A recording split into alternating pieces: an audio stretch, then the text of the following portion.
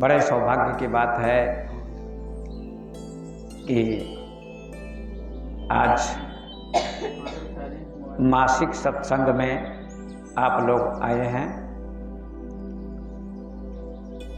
प्रत्येक महीने में यहाँ सत्संग होता है, आप सभी उपस्थित होते हैं और सत्संग का लाभ प्राप्त करते हैं। पर सत्संग क्यों करते हैं? सत्संग का कारण क्या है? सत्संग का उद्देश्य क्या है? सत्संग का प्रयोजन क्या है? इसको जानना आवश्यक है।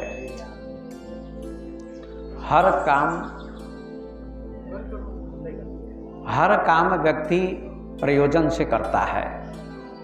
व्यापार करता है लाभ के लिए, दुकान करता है लाभ के लिए, मकान बनाता है रहने के लिए, नौकरी करता है पैसे के लिए।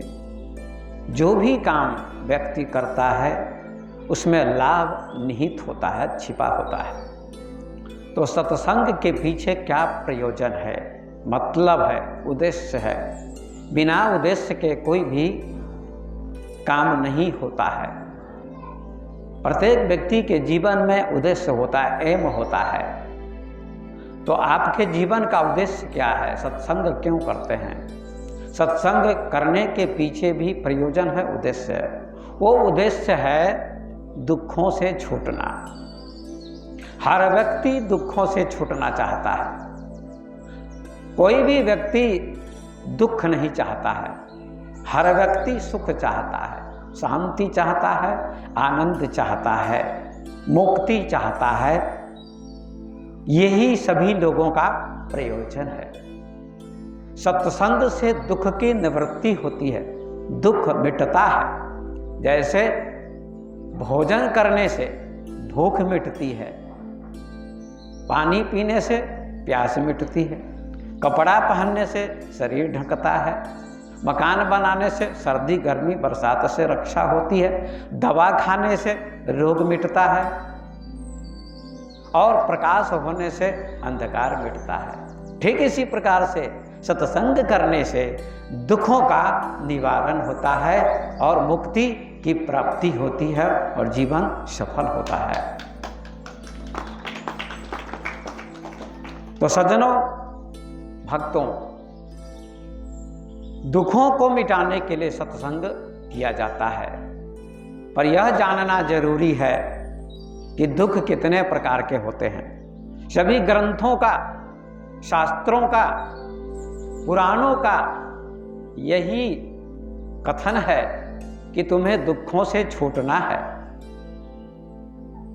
4 वेद हैं, 6 शास्त्र हैं, 18 पुराण हैं, 108 उपनिषद हैं, बाइबल है, कुरान है, हजारों ग्रंथ दुनिया में हैं और सभी ग्रंथों में यही कहा गया है कि तुम्हें दुखों से छूटना है। दुख किसी को भी पसंद नहीं है। कोई भी बीमार नहीं होना चाहता है। सभी स्वस्थ होना चाहते हैं। कोई जेल में बंद हो जाता है, कारागार में बंद हो जाता है, तो कारागार भी घर होता है, लेकिन उसमें अच्छा नहीं लगता। उसमें अच्छा किसी को नहीं लगता। हर व्यक्ति कारागार से, जेल से छूटना चाहता है, मुक्त होना चाहता है। जब तक जेल में होता है, और जेल में क्यों जाता है? कोई ना कोई अपराध करता है, कोई ना कोई गलती करता है, कोई ना कोई पाप करता है, तो जेल की सजा हो जाती है, कारागार में जाना पड़ता है। लेकिन कारागार दुखदाई होता है, जेल दुखदाई होती है। जेल को कोई पसंद नहीं करता, कारागार को कोई पसंद नहीं करता। क्यों? वहाँ भी तो भोजन मिलता है, वहाँ भी रूम मिलता है, वहाँ भी आसन मिलता है रहने के लिए, फिर भी जेल पसंद नहीं किसी को। क्यों? क्योंकि जेल में स्वतंत्रता नहीं होती है और हर व्यक्ति स्वतंत्र होना चाहता है। जब हमारा देश था तो सारे लोगों ने देश को स्वतंत्र करने के लिए आंदोलन किया। महात्मा गांधी ने, सुभाष चंद्र बोस ने, चंद्रशेखर आजाद ने, बहुत सारे लोगों ने देश को स्वतंत्र करने के लिए आंदोलन किया और देश स्वतंत्र हो गया। 15 अगस्त 1947 को। ऐसे हम लोग भी स्वतंत्र होना चाहते हैं। हम भी किसी जेल में बंद हैं। वो जेल कौन है? वो जेल है हमारा शरीर। इस शरीर में कैद है चेतना, आत्मा, और ये शरीर से मुक्त होना चाहती है वो चेतना, क्योंकि शरीर भी एक बंधन है, शरीर भी एक कारागार है, शरीर भी एक जेल है जिसमें आत्मा बंद है, चेतना बंद है। और बहुत दुख मिलते हैं। सुख तो कम मिलता है लेकिन दुख ज्यादा मिलते हैं हर आदमी को। अल्प सुख दुख आदि अंता, ऐसा कबीर साहब ने कहा। सुख तो अल्प मिलता है व्यक्ति को, लेकिन आदि और अंत दोनों में दुख ही मिलता है। सुख बहुत कम मिलता है, दुख ज्यादा मिलते हैं। तो इस पिंजरे में आत्मा चेतना बंद है और हर व्यक्ति मुक्त होना चाहता है जेल से, कारागार से। तो हमारे संतों ने, ज्ञानियों ने कहा दुख कितने प्रकार के हैं। गीता में भगवान श्री कृष्ण ने कहा है कि जन्म मृत्यु जरा व्याधि दुख दोषानुदर्शनम, 4 प्रकार के दुख बताए गए हैं। कृष्ण भगवान अर्जुन से गीता में कहते हैं, अर्जुन युद्ध के मैदान में कि 4 प्रकार के दुख होते हैं। ये 4 प्रकार के दुख कौन हैं? सभी के जीवन में 4 प्रकार के दुख हैं, चाहे राजा हो, चाहे रंक हो, चाहे योगी हो, चाहे फकीर हो, चाहे गृहस्थ हो, चाहे विद्वान हो, चाहे मूर्ख हो, चाहे स्त्री हो, चाहे पुरुष हो, चाहे हिंदू हो, चाहे मुसलमान हो, चाहे बौद्ध हो, चाहे जैन हो, चाहे हिंदुस्तान में रहता हो, चाहे अमेरिका में रहता हो। इन 4 दुखों का सामना करना पड़ेगा, आपको करना पड़ता है प्रत्येक व्यक्ति को। वे 4 दुख कौन हैं जिनसे सभी छूटना चाहते हैं, मुक्त होना चाहते हैं, स्वतंत्र होना चाहते हैं। Freedom is the foundation of life. स्वतंत्रता ही हमारे जीवन की आधारशिला है। जब तक जीवन में स्वतंत्रता नहीं आती है तब तक व्यक्ति परतंत्रता का अनुभव करता है। और स्वतंत्रता क्या है, परतंत्रता क्या है? जन्म लेना क्या स्वतंत्रता है? नहीं। आइए मैं बताता हूं आपको। 4 दुखों के माध्यम से स्वतंत्रता, परतंत्रता की परिभाषा समझनी जरूरी है। 4 दुख कौन है?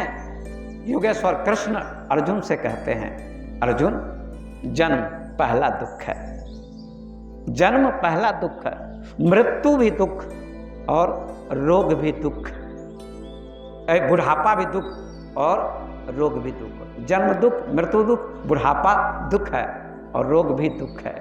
ये 4 दुख माने गए हैं। इन 4 दुखों से आपको छूटना है। तो मृत्यु तो कोई नहीं चाहता है, बुढ़ापा भी कोई नहीं चाहता है, रोग भी कोई नहीं चाहता है, पर जन्म लेना चाहते हैं लोग, जन्म लेना चाहते हैं। किसी के घर में बच्चे का जन्म होता है, लड़की का जन्म होता है या लड़के का जन्म होता है, तो लोग प्रसन्न होते हैं या नहीं होते हैं? होते हैं। माँ प्रसन्न होती है, पिता प्रसन्न होता है, भाई प्रसन्न होता है, पड़ोसी के लोग प्रसन्न होते हैं, पड़ोसी प्रसन्न होते हैं। किस पर? जन्म पर। जन्म हुआ है किसी के घर में बच्चे का, उत्सव मनाते हैं, छठी मनाते हैं। मनाते हैं या नहीं मनाते हैं? मनाते हैं। छठी 6 दिन के बाद छठी मनाई जाती है और छठी के दिन बड़ा उत्सव होता है। लोग भोज देते हैं, खिलाते पिलाते हैं दूसरे को, भजन गीत चलते हैं, उत्सव मनाया जाता है। लेकिन क्या आपने कभी चिंतन किया कि छठी क्यों मनाई जाती है? परंपरा को आप मानते हैं लेकिन उसका अर्थ नहीं जानते। छठी क्यों मनाई जाती है? छठी मनाने के पीछे कारण है। पढ़ा लिखा व्यक्ति भी नहीं जानता है कि छठी क्यों मनाई जाती है, लेकिन छठी मनाई जाती है। हर बच्चे की छठी मनाई जाती है। क्यों? 5वीं क्यों नहीं मनाई जाती है? 7वीं क्यों नहीं मनाई जाती है? छठे दिन क्यों छठी मनाई जाती है? कोई कारण होगा। कारण है, हमारा शरीर 5 तत्वों से बना हुआ है। एक दिन शरीर 5 तत्व में लीन हो जाएगा, मिट जाएगा, मर जाएगा, इसका अंत हो जाएगा। लेकिन इसके अंदर जो एक छठा तत्व है चैतन्य आत्मा, उसको जान लेने का नाम ही छठी है। उसको जान लेना चाहिए जीवन में ही। मृत्यु के पहले जो उस आत्मा को जान लेता है वह मुक्त हो जाता है, दुखों से छूट जाता है। ये छठी मनाने का रहस्य है। आइए मैं आपसे कहना चाहता हूं, समस्त संतों ने कहा दुख, जन्म भी दुख है मेरे भाई, जन्म भी दुख है, सुख नहीं है। सुखी मत हो जाना, हंसने मत लगना। नहीं तो कबीर साहब ने कहा जो तुम आए जगत में, जगत हंसे तुम रोए, ऐसी करनी कर चलो तुम हंसे जग रोए। जो तुम आए जगत में, जब बच्चा जगत में आता है दुनिया में तो बच्चा रोता है। क्यों रोता है? कहता है मैं अब माया में फंस जाऊंगा, संसार में फंस जाऊंगा, अब बड़ा होऊंगा, पढ़ना लिखना पड़ेगा, फिर कोई नौकरी मिलेगी, फिर विवाह होगा, फिर पत्नी आएगी, फिर बच्चे होंगे, फिर उन बच्चों को पढ़ाना पड़ेगा, फिर उन बच्चों को विवाह करना पड़ेगा, फिर मकान बनाना पड़ेगा, कार खरीदनी पड़ेगी, सारी सुविधाएं जुटानी पड़ेंगी। कितनी चिंताएं बढ़ जाती हैं। तो क्या दुख नहीं है तो सुख है। जीवन भर दुख में उलझता है। जन्म भी दुख है, सुख नहीं है। वो बच्चा हंसता रोता है और सभी लोग हंसते हैं। जो तुम आए जगत में, जगत हंसे तुम रोए। बच्चा रोता है और जगत हंसता है।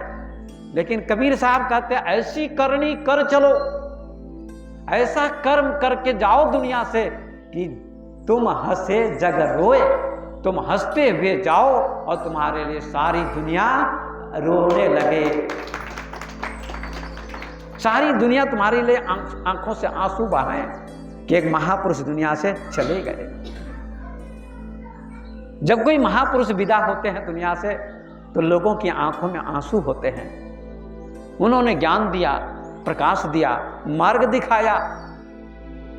आज उनका देह का अंत हो गया, उनका देहांत हो गया। हंसते हुए दुनिया से प्रस्थान करो। कबीर साहब ने मृत्यु को भी उत्सव बनाया।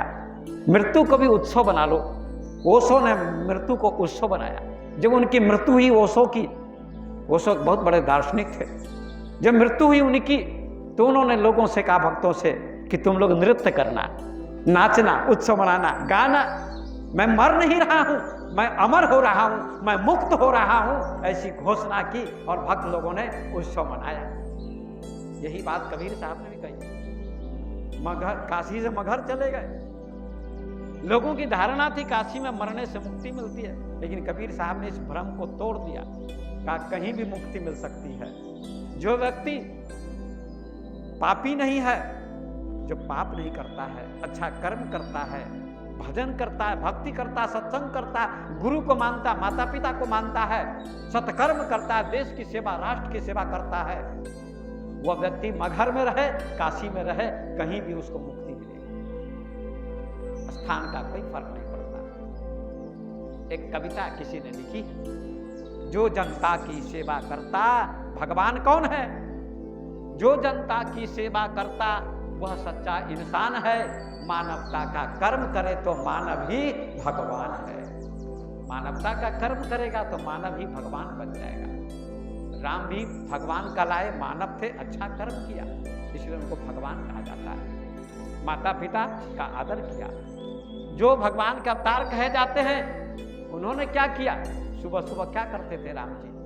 प्रातः काल उठ के रघुनाथा, माता पिता गुरु ना वही माता। भगवान राम सुबह सुबह माता पिता एवं गुरु को प्रणाम करते थे। किसी मंदिर में नहीं जाते थे, पहले कोई पूजा पाठ नहीं करते थे, पहले माता पिता एवं गुरु को प्रणाम करते थे। ये उनकी दिनचर्या थी, ये उनका नियम था, इसलिए उनको भगवान कहा गया। इसलिए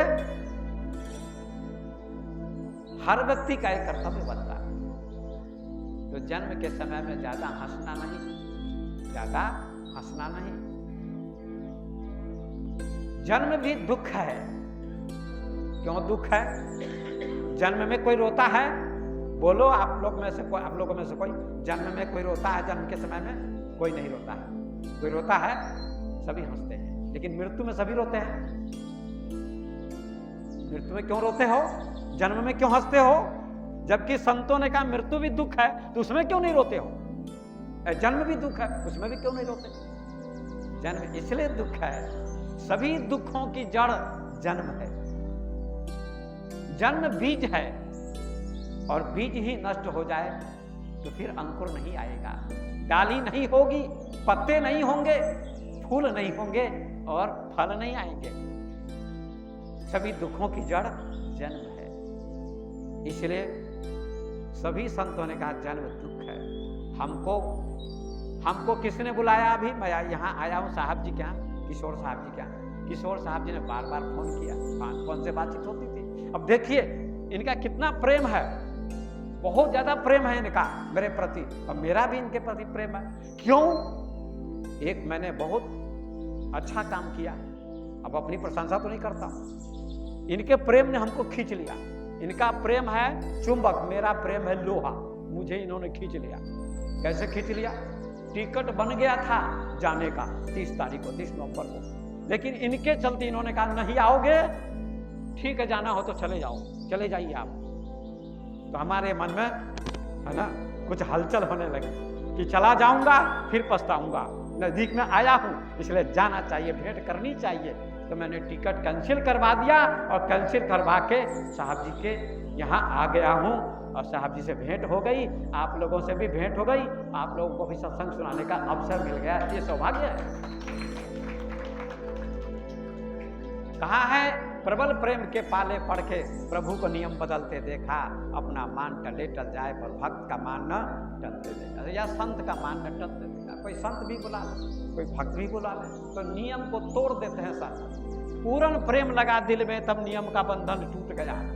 जब पूर्ण प्रेम जीवन में आता है, मन में आता है, तो नियम के बंधन टूट जाते हैं। वहां नियम नहीं होता प्रेम में। इसलिए बंधुओं भक्तों, जन्म भी दुख है, क्योंकि हमको बुलाने वाले साहब जी इसी प्रकार से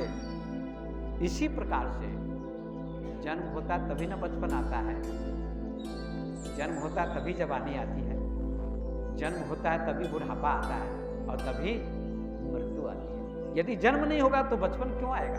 आएगा नहीं आएगा। फिर जवानी क्यों आएगी? नहीं आएगी। और फिर बुढ़ापा क्यों आएगा? नहीं आएगा। फिर मृत्यु क्यों आएगी? नहीं आएगी। तो जन्म ही सभी को बुलाता है, बचपन को भी, जवानी को भी, बुढ़ापा को भी और मौत को भी बुलाने वाला जन्म है। इसलिए कबीर साहब भी कहते हैं बीजक में कि तेही साहब के लागहु साथा, और दुई दुख में टिके हो सना था। उस साहब का साथ करो, तेही साहब के लागहु साथा। हम लोग क्या कहते हैं? हमारे साथी हैं, संगी साथी हैं। किसको कहते हैं? भाई साथी, माँ साथी, बेटा साथी, मित्र साथी, है ना, या कोई और साथी बन जाते हैं लोग। लेकिन ये साथी तो यहीं छूट जाएंगे। लेकिन सद्गुरु ऐसे साथी हैं, सद्गुरु ऐसे साथी हैं जो परमात्मा तक पहुंचाने का काम करते हैं, मृत्यु के पार ले जाते हैं, सत्य तक पहुंचाने का काम करते हैं, जन्म मरण के चक्र से छुड़ाने का काम करते हैं। ऐसे साथी सद्गुरु हैं, उनका साथ करो। साहब के लागहु साथा, उनका साथ करो। कितना सुंदर कहते हैं। तेही साहब, साहब माने महान, साहब माने सद्गुरु, साहब माने ज्ञानी, उनका संग करो। तेही साहब के लागहु साथा, दुई दुख मेट के होहु सनाथा। बहुत सुंदर शब्द का प्रयोग करते हैं कबीर साहब। दो दुखों को मिटा देते हैं। तो दो दुख कौन है? जन्म और मृत्यु। जन्म भी मिट जाता है और मृत्यु भी समाप्त हो जाती है। जहां न जन्म होता है न मृत्यु होती है, वही साहब का धाम है। यदि गत्वा न निवर्तन्ते तद्धाम परमम मम, गीता में भी यही कहते हैं। जहां से लौटकर जीव नहीं आता है संसार में, उसका नाम परम धाम है। वही साहब भी कहते हैं, तेरी साहब के लागहु साथा, दुई दुख मेट के होहूं सनाथा। आपको सनाथ कर देंगे। जिस बच्चे के माँ बाप नहीं होते हैं उस बच्चे को क्या कहा जाता है? अनाथ। उस बच्चे को अनाथालय में भेज दिया जाता है, वहां पालन पोषण होता है। और जाको सदगुरु ना मिले व्याकुल दहु दिसिधाय, आंख न सूझे बाबरा घर जरे गूर बुताए। कबीर साहब कहते जिसको सदगुरु नहीं मिला वही अनाथ है, बाकी वही अनाथ है। और जिसको सदगुरु मिल जाते हैं वो है सनाथ, बाकी सभी अनाथ हैं। कितना सुंदर कहा। यही साहब के लागहु साथा, दुई दुख मेट के होहूं सनाथा। दो दुखों को मिटाकर सनाथ बना देते हैं, सनाथ कर देते हैं। क्या सुंदर शब्द का चयन किया है, सनाथ। तो यही बात तुलसीदास जी भी कहते हैं, जन्मत मरत दुसह दुख होई, यह स्वल्प नहीं व्यापहि सोई। जन्म लेना और मरना ये दो दुसह दुख है। दुसह माने असहनीय पीड़ा होती है। माँ जब गर्भवती होती है और जब प्रसव पीड़ा होती है उसमें बहुत दर्द होता है। कभी कभी माँ मर जाती है, कभी कभी बच्चा जन्म लेते ही मर जाता है। तो दुख हुआ या नहीं हुआ जन्म, असहनीय पीड़ा होती है। इसीलिए तुलसीदास जी कहते जन्मत मरत दुसह दुख होई।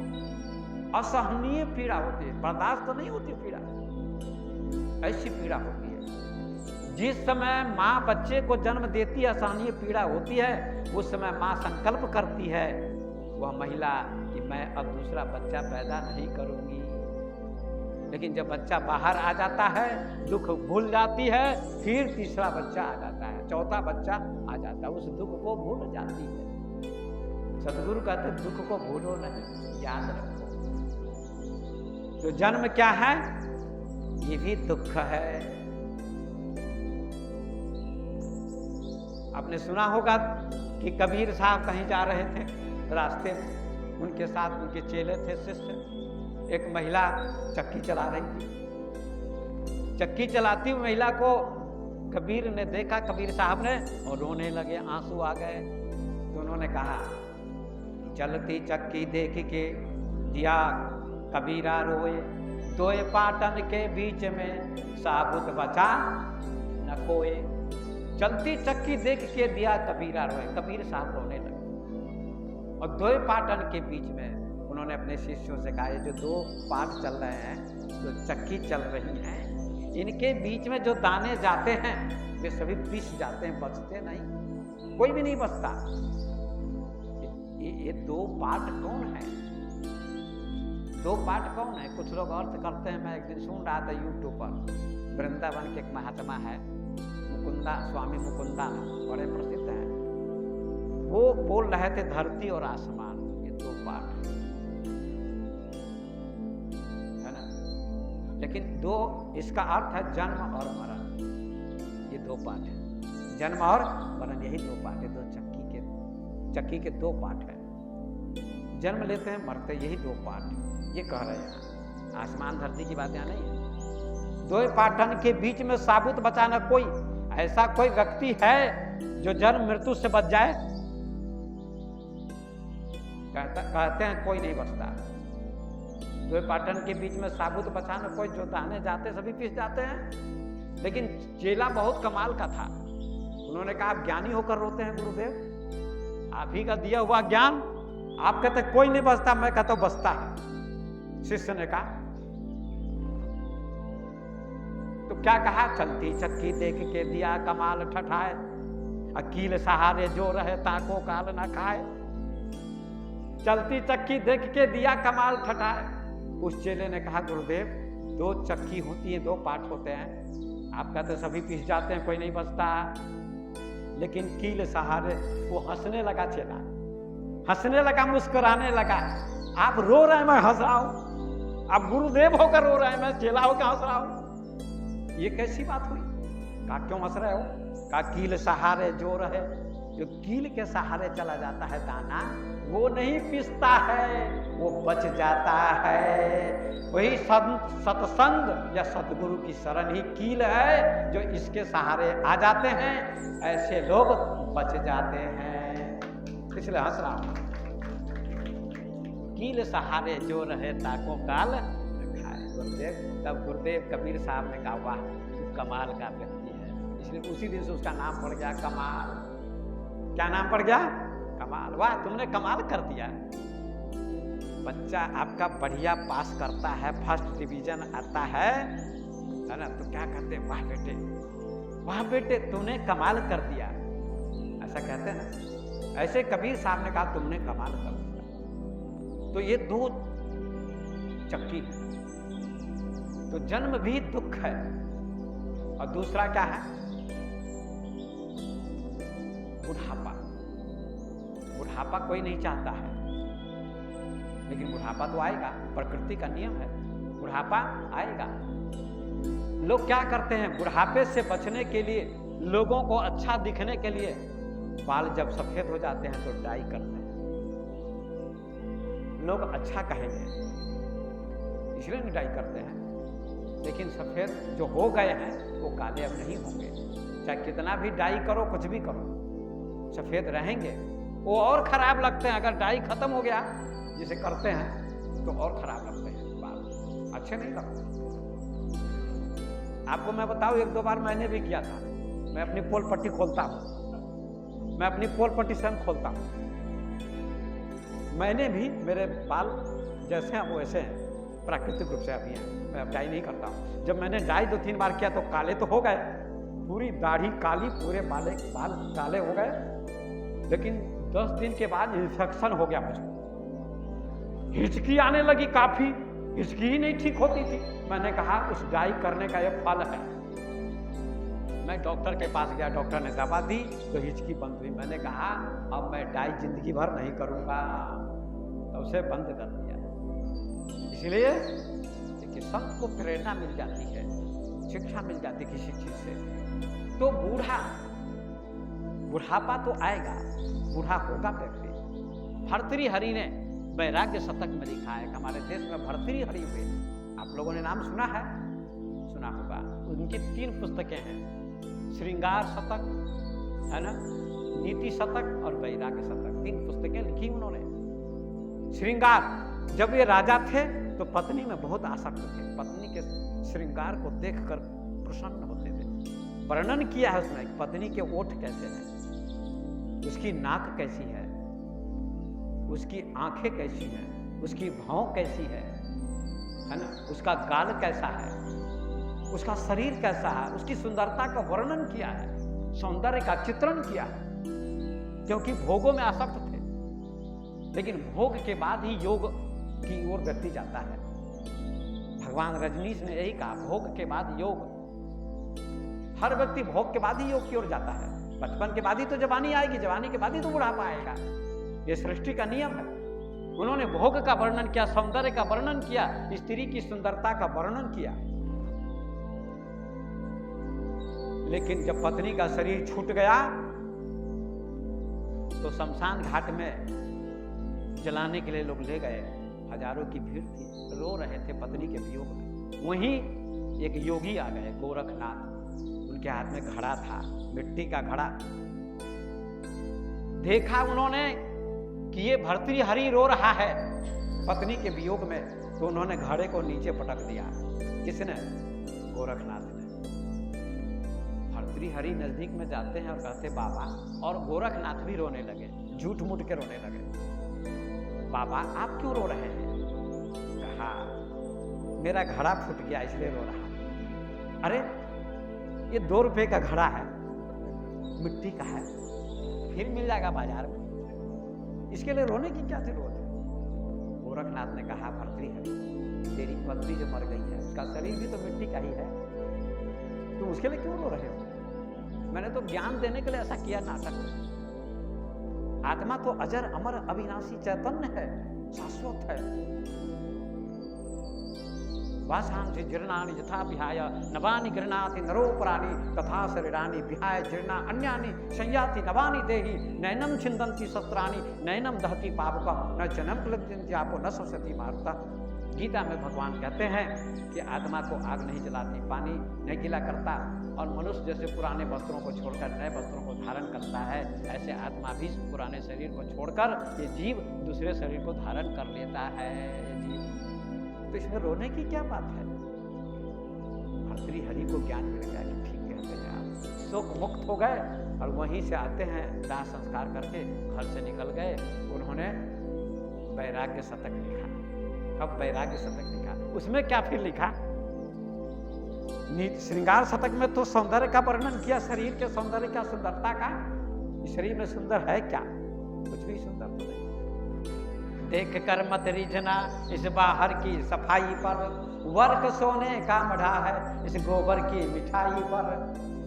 ये शरीर तो गोबर की मिठाई है, इसमें है क्या? गोबर की मिठाई कोई खाना चाहेगा? नहीं खाना चाहेगा, लेकिन देखने में तो बहुत अच्छी लगेगी, लेकिन है गोबर की मिठाई। मतलब इसमें है क्या? कबीर साहब ने कहा चलऊंगा टेढ़ो टेढ़ो टेढ़ो, दसों द्वार नरक भरी बूढ़े तू गंधी को बेड़ो। दसों द्वार में गंदगी भरी हुई है, 2 आंख, 2 कान, 2 नाक, मुंह, मल द्वार, पेशाब द्वार, 9 द्वार, 10वां द्वार यहाँ, इसमें से भी लार टपकती है। 10 द्वारों से नरक गिरता है, मतलब गंदगी निकलती है। आंख से गंदगी, कान से गंदगी, नाक से गंदगी, मुंह से गंदगी, और पेशाब द्वार से पेशाब, मल द्वार से मल। 10 द्वार नरक भरी बूढ़े, ये वर्णन कर रहे हैं शरीर का। तू गंदगी को बेटो, तू गंदगी का जहाज है। नगर निगम में जाता है कचरा भर के, गाड़ी आती है और रास्ते में वो गाड़ी मिल जाती है तो नाक बंद करके लोग आगे बढ़ जाते हैं। वो गंदगी आई कहाँ से? वो गंदगी आपके पेट से आई है। तो बाहर है तो नफरत होती है, भीतर में है तो नफरत नहीं होती है, लेकिन सब गंदगी भीतर की बाहर आती है। उसी को कहते हैं देख कर मत रीझना इस बाहर की सफाई पर, वर्क सोने का मढ़ा इस गोबर की मिठाई पर। तो भर्तृहरि लिखते हैं वैराग्य शतक में, यावत् स्वस्थमिदं शरीर मरुजम यावच्च जरा दूर तो यावच्च इंद्रिय शक्ति प्रतिहता यावच्च क्षयो नायुषाः आत्मश्रेयसितावदेवा विदुषा कार्य प्रयत्नो महान संदीप्ते भवने तो कूपखंडम प्रत्युदमा कीदृशः। इसका अर्थ क्या हुआ कि जब तक तुम्हारा शरीर स्वस्थ है, बुढ़ापा नहीं आया है, इंद्रियां काम करती हैं, आयु बची हुई है, तब तक आत्मा के लिए प्रयास कर लो, तब तक कल्याण के लिए प्रयास कर लो, सत्संग कर लो। नहीं तो घर में आग लग जाने के बाद यदि कुआं खोदोगे तो आग नहीं बुझेगी। मृत्यु के समय में कुछ नहीं होने वाला है। मृत्यु के पहले तुम सत्संग कर लो, भजन कर लो, तो तुम्हारा कल्याण हो जाएगा। आइए, तो बुढ़ापा कोई नहीं चाहता, लेकिन आता है बुढ़ापा भी दुख है। बुढ़ापा भी बुढ़ापे में बहुत तकलीफ होती है, बहुत तकलीफ होती है। इंद्रियां काम नहीं करती, हाथ पैर काम नहीं करते। वो साहब भी भजन गाते थे पहले, 6 से 16 गई खेल में, और क्या क्या बोलते, जन्म तेरो बातों में बीत गयो तूने कबू ना राम कहो, ऐसा कुछ। 6 से 16 गई खेल में, 20 गई तेरी मद के मेल में, और 40 गई त्रिया के मेल में, और 55 हाथ मले माया संग न चले। हमको ये भजन याद है इनका अभी तक का। स्याही गई सफेदी आई, दिल सफेद अजहू न हुआ, ऐसा कुछ है ना। तो कहने का तात्पर्य है कि बुढ़ापा तो आएगा, बुढ़ापा किसी को अच्छा नहीं लगता, ये भी दुख है। तो जन्म भी दुख, बुढ़ापा भी दुख, और बीमारी भी दुख। रोग को दुख कहते हैं ना। कोई व्यक्ति रोगी नहीं होना चाहता, बुद्ध ने यही देखा था। मृतक के अर्थी को बुद्ध ने देखा था। अब मैं 5 मिनट में विराम दे दूंगा, 7 मिनट में। मृत्यु की अर्थी को देखा था किसने? बुद्ध भगवान ने। जा रहे थे रास्ते में उत्सव मनाने, देखा 4 आदमी कंधे पर ले जा रहे हैं, मरे हुए आदमी। उन्होंने ऐसा दृश्य कभी नहीं देखा था। महात्मा बुद्ध, भगवान बुद्ध पूछते हैं सारथी से, ये क्या है?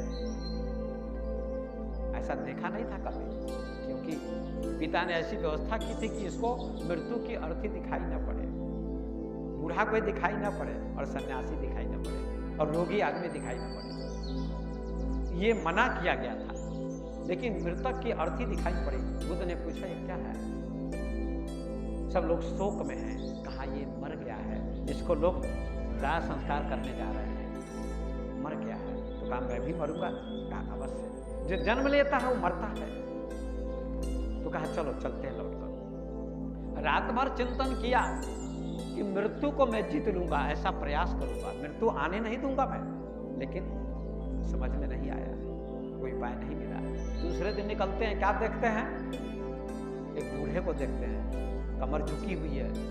उन्होंने पूछा इसको क्या हो गया? कैसा आदमी? कहा कमर झुक गई, बुढ़ापा आ गया है। कहा मुझे भी बुढ़ापा आएगा? आएगा, आपको भी आएगा। उनका नाम सिद्धार्थ था। लौट गए, रात भर चिंतन किया कि मैं बुढ़ापा आने नहीं दूंगा, ऐसा प्रयास करूंगा, लेकिन सफलता नहीं मिली। तीसरे दिन निकलते हैं, एक रोगी को देखा, बहुत करा रहा है, छटपटा रहा है। जब रोग होता है, बीमारी होती है, उस समय व्यक्ति बहुत दुखी हो जाता है। इसको क्या हो गया? का रोग हो गया, मुझे भी होगा, आपको भी होगा। लौट गए, रात भर चिंतन किया, रोग नहीं आने दूंगा, लेकिन कोई सफलता नहीं मिली। चौथे दिन निकले, एक सन्यासी को देखा, हंसते हुए, चिंतन करते हुए, गुणानुवाद करते हुए, प्रसन्न, कोई दुख नहीं, कोई अशांति नहीं, कोई तनाव नहीं, प्रसन्न होकर घूम रहे हैं, प्रसन्न है उनका शरीर, उनका मन प्रसन्न है। सारथी पूछता है, बुद्ध पूछते हैं ये व्यक्ति कैसा है, कौन है? कहा ये व्यक्ति सन्यासी है। इस व्यक्ति ने घर द्वार त्याग दिया है और समाज के कल्याण के लिए घूम रहे हैं, सत्संग प्रवचन भजन सुनाते हैं और जन्म मरण के चक्र से छुड़ाने के लिए, मुक्त कराने के लिए इन्होंने संन्यास धारण किया है। बुद्ध के मन में बात घर कर गई, कहा कि अब मुझे सन्यासी होना है। इसीलिए उनका विवाह भी हुआ, एक बच्चा भी पैदा हुआ।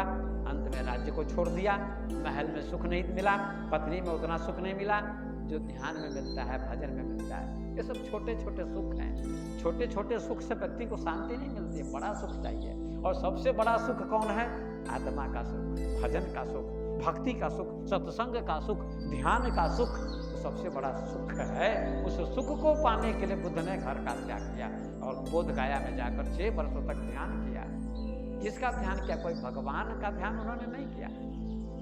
हालांकि बहुत लोग भगवान का भी ध्यान करते हैं, वो भी गलत नहीं है थोड़ी देर के लिए। राम का चित्र बनाकर, बुद्ध का चित्र बनाकर, कृष्ण का चित्र बनाकर, भगवान कृष्ण का, कबीर साहब का चित्र बनाकर अपने मन को थोड़ा केंद्रित करो, तो थोड़ी देर के लिए मन एकाग्र होगा। लेकिन उससे भी आगे थोड़ा बढ़ना है, ये एकाग्रता, कंसंट्रेट करना है, उसके आगे ध्यान। बहुत सारी बातें हैं, एक दिन में सारी बातें समझ में नहीं आएंगी, ये सब शुरुआत है, लेकिन इसकी जरूरत भी है। तो बुद्ध को शांति मिल गई, ध्यान किया 6 वर्षों तक और उन्होंने मृत्यु पर विजय प्राप्त कर ली, बुढ़ापा पर विजय प्राप्त कर ली और रोग पर विजय प्राप्त कर ली। तीनों नहीं आए, तीनों को हटा दिया उन्होंने, मिटा दिया। अब कहिएगा कैसे? मृत्यु नहीं हुई बुद्ध की? हुई, लेकिन अब मृत्यु हो गई तो अब जन्म नहीं होगा, क्योंकि वासना मिट गई, कामना मिट गई। जिसको कबीर साहब ने कहा, माया मरी न मन मुआ, मरी मरी मर गया शरीर, आशा तृष्णा न मरी कह गए संत कबीर। माया नहीं मरती, मन नहीं मरता, आशा नहीं मरती, तृष्णा नहीं मरती, बीज है ये, और बीज नहीं मिटता है। बीज तभी मिटेगा जब उसको भून दो अग्नि में, तो बीज समाप्त हो जाएगा, अंकुर नहीं आएगा, पौधा नहीं होगा। इसी प्रकार से वासना बीज है जो मन में होती है, और मन को ही समाप्त कर दो तो बीज भी समाप्त हो जाएगा। मन को मारो, मन को खत्म कर दो, मन में वासना खत्म हो जाए तो न जन्म होगा न मृत्यु होगी, मुक्त हो जाओगे। तो बुढ़ापा भी दुख है, जन्म, तीनों से बुद्ध ने छुटकारा पा लिया, कबीर साहब ने छुटकारा पा लिया। ये 4 दुख माने गए हैं। इन 4 दुखों से हम लोगों को छूटना है, जन्म से, मृत्यु से, बुढ़ापा से और रोग से।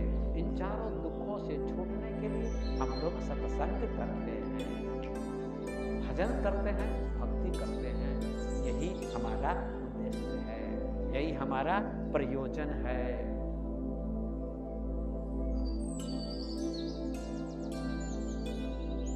तो अब मैं अपनी वाणी को विराम देता हूँ, समय भी हो गया, थोड़ी चर्चा की।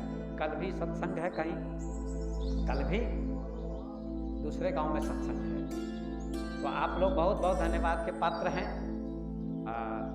आप लोग सत्संगी हैं, प्रेमी हैं, और जब तक मैं रहूँगा आप लोगों को सुनाऊँगा। आप शाम को आओ, शाम को भी सुनाऊँगा 1 घंटा, प्रतिदिन सुनाऊँगा। आप आओ, मैं गीता की बात, रामचरितमानस की बात, उपनिषद की बात, वेद की बात, बीजक की बात, हर ग्रंथ की बात जानता हूँ, मैंने अध्ययन किया है। बाइबिल वगैरह, कुरान वगैरह सब की बात जानता हूँ, सबका मैंने अध्ययन किया है और अभी भी करता हूँ। और YouTube पर मेरा प्रवचन आता है। आप लोग 1 बजे सोता हूँ, अभी भी सब दिन सोता हूँ, अभी भी चिंतन करता रहता हूँ। 10 पुस्तकें लिखी हैं मैंने, 10 पुस्तकें, 1 पुस्तक छप गई है, लाया नहीं, वो पुस्तकें सब बट गई, है ना, है ना। आत्मज्ञान पुस्तक का नाम है, धरती पर स्वर्ग पुस्तक का नाम है, विज्ञान और अध्यात्म पुस्तक का नाम है, शांति की खोज पुस्तक का नाम है, रासलीला का विज्ञान पुस्तक का नाम है, भारत की ऋषि परंपरा पुस्तक का नाम है, और भक्ति मार्ग ये पुस्तक का नाम है। ऐसी कई पुस्तकें हमने लिखी हैं और YouTube पर मेरा प्रवचन जा रहा है। आप लोग YouTube पर सर्च करना मेरे नाम से, स्वामी विवेक ऑफिशियल, तो आपको आ जाएगा, प्रवचन मिल जाएगा, है ना। आप सुन सकते हैं और सब्सक्राइब कर देना। सब्सक्राइब कर देंगे तो नए नए वीडियो जाते हैं, वो आपको सुनने को मिलेंगे, नए नए प्रवचन।